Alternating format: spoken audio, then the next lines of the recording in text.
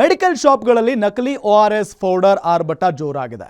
ಆದರೆ ಯಾವುದು ನಕಲಿ ಯಾವುದು ಅಸಲಿ ಅನ್ನೋದನ್ನ ಪತ್ತೆ ಮಾಡೋದೇ ಕಷ್ಟ ಆಗಿದೆ.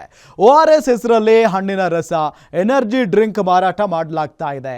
ಸಿಹಿ ಪಾನೀಯಗಳನ್ನು ORS ಹೆಸರಲ್ಲಿ ಮಾರಾಟ ಮಾಡ್ತಾ ಇದ್ದಾರೆ.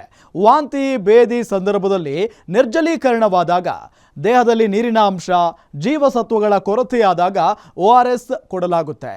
ಆದರೆ ಈಗ ನಕಲಿ ORS ಮಾರಾಟ ಹೆಚ್ಚಾಗಿದ್ದರಿಂದ ಸಾರ್ವಜನಿಕರಲ್ಲಿ ಆತಂಕ ಹೆಚ್ಚಾಗಿದೆ. ಆದರೆ ಈಗಾಗಲೇ ನಕಲಿ ORS ಹಾವಳಿ ತಡೆಯಲು FSSAI ಕಠಿಣ ಕ್ರಮಕ್ಕೆ ಮುಂದಾಗಿದೆ. ಕೇಂದ್ರ ಆಹಾರ ಸುರಕ್ಷತೆ ಮತ್ತು ಗುಣಮಟ್ಟ ಪ್ರಾಧಿಕಾರದಿಂದ ನಕಲಿ ORS ಮಾರಾಟ ಮಾಡದಂತೆ ನಿರ್ದೇಶನ ನೀಡಲಾಗಿದ್ದು, ಆನ್ಲೈನ್ ಮಾರಾಟ ವೇದಿಕೆಗಳಲ್ಲೂ ನಕಲಿ ORS ಹಾವಳಿಗೆ ಕಡಿವಾಣ ಹಾಕಲಾಗಿದೆ. ಕಳೆದ ಅಕ್ಟೋಬರ್ 14 ಮತ್ತು 15ರಂದೇ ಈ ಕುರಿತಾಗಿ ಆದೇಶ ಬಂದಿತ್ತು. ಆದರೂ ಕೂಡ ಈಗಲೂ ನಕಲಿ ORS ಹಾವಳಿ ಮುಂದುವರೆದಿದೆ. ಸೊ ಯಾರೆಲ್ಲ ORS ಖರೀದಿ ಮಾಡುತ್ತೀರೋ ಅದು ನಕಲಿಯೋ ಅಸಲಿಯೋ ಅನ್ನೋದನ್ನು ತಿಳಿದುಕೊಂಡು ಉಪಯೋಗಿಸಿ ಅನ್ನೋದು ನಮ್ಮ ಕಳಕಳಿ.